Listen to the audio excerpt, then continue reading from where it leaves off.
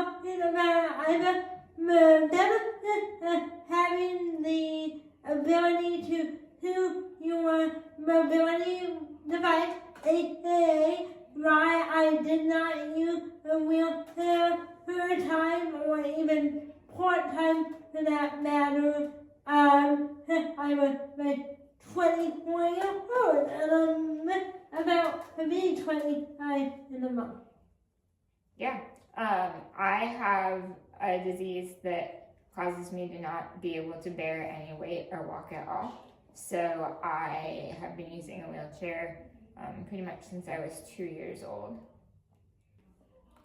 So Anna, why did you wait so long to use your chair? Well, I waited a while to get a wheelchair for a couple of reasons. One, I know I talked about this about that I was in a research-based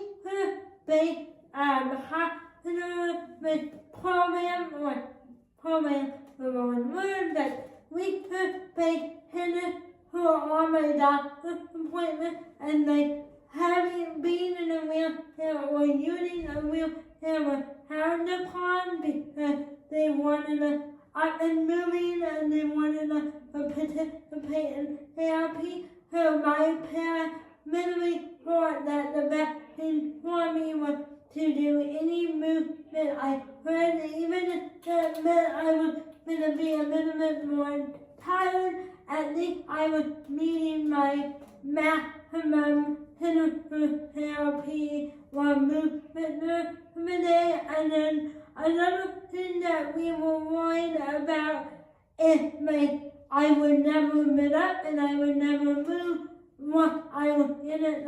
I would really like it better and never want to go back. My other reason is we did not know how useful a power chair would be for me, because even in my power chair, I'm a little bit, I'm still dependent, and we had no way of saying if I would be independent or dependent on another person, and power chairs are way too expensive, and my insurance company would not have a chair. There was no way for me to try it anyway. Yeah, that makes a lot of sense. Okay, why did you want using a power chair when you did? So I started using a power chair when I was 2 years old because I have spinal muscular atrophy, so I have about the strength of a 6-month-old. So as my body grew, my muscles did not grow.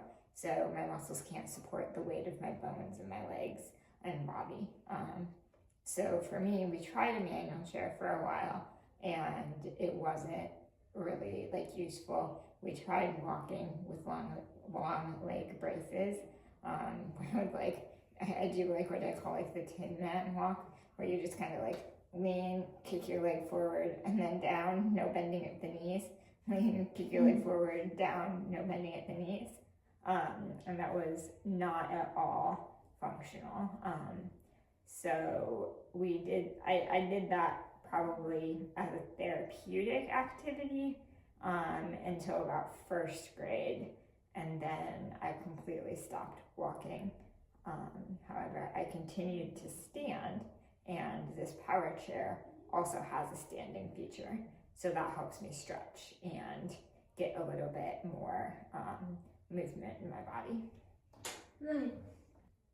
So one of the reasons some people might use a power chair is for energy conservation. If you are using all of your energy to walk to get to the kitchen table and you're tired, then you can't eat your meal. If you're using all of your energy to walk down the hall to your class, then you're too tired to actually learn and get anything out of your class. So using energy conservation methods like using a power chair or a manual chair is really important to help you get through your day, because if by 10 o'clock in the morning you are so tired you can't really move, then the whole rest of your day is gone. because you're just too tired to participate.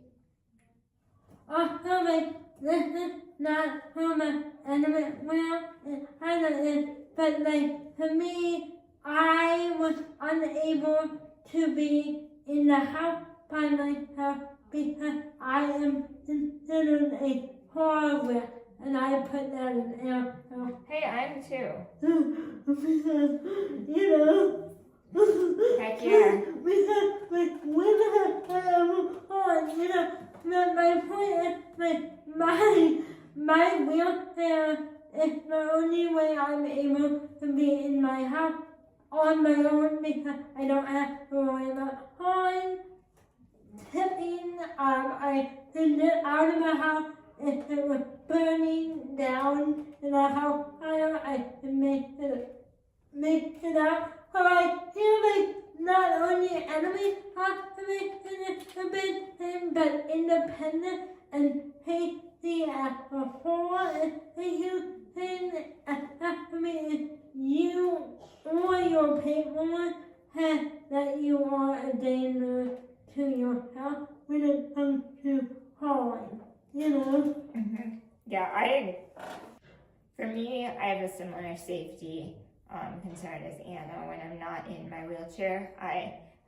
like to call myself an undigested lump, which I just sit there and I can't really move, I can't really do anything, I kind of like fall forward. So if I'm not in my wheelchair, I can't be alone in my house, because if something were to happen, I would die in the house fire, and I don't really want to do that. So if I'm going to be alone, I have to be in my chair and up. And I think like it also like keeps me healthier because I can reposition throughout the day independently. And that's something like I wouldn't be able to do if I was in just in a bed. Yeah, and along the line of being healthier is my main concern was I would never leave my wheelchair. Now that I have my wheelchair and use it as a daily tool and my desk chair and all that, I then find myself wanting to find ways to get out of my chair, wanting to be a member at the moment, wanting to work out more so I don't lose my ability to move in my walker, wanting to walk around toilet for 40 minutes and actually make that exercise where I used to be so concerned that I could not go from being at the office to walking at the mall to out to dinner. Now I don't have to worry about that, and my body is actually healthier and harder because of it. Yeah, it sounds like it really gives you the opportunity to listen to your body and what it needs. Do I need to be up and stretching right now, or do I need to be sitting and resting so my muscles can recover? And that's like really the great thing about having the ability to make the decision on what device to use, and the importance of having multiple devices to fit your needs. I don't think we want to get into this too much, but something to consider is, how is your device going to get funded? If you were trying to use insurance, you're going to have to go to a doctor and get a referral to either an OT or a PT who will do a seating evaluation for you, and they'll kind of help you figure out what you need. But if you're able to like private pay, self-pay for a travel wheelchair like Anna has, you can just buy that online. And I think that's a really, really important thing for people to know, because you're not limited to the complex rehab technology chairs if you don't need that level of support. For me, like I have my chest strap, I have my laterals, I usually have my tray on, and that gives me enough support so that I can sit up straight. But Anna's muscles work much better than mine, so she doesn't need all of that extra stuff, so she can just sit in the chair. Yep, and like for me, when I have some more hair that I own, like I hand it out and I hand it in random hair. But with random heating comes a whole lot of harness pain that I prefer not to have.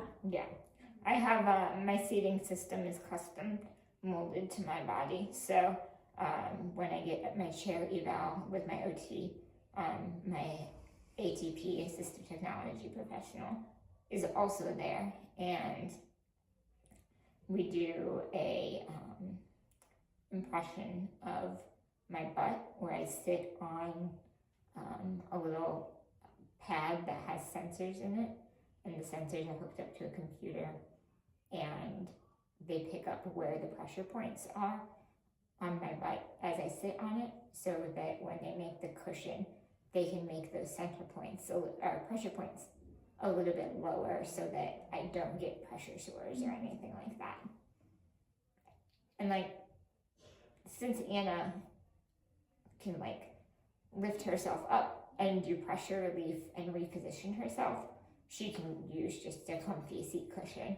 But since I don't have the ability to like push myself up or readjust without someone helping me, that's why I have the custom molded seat cushions.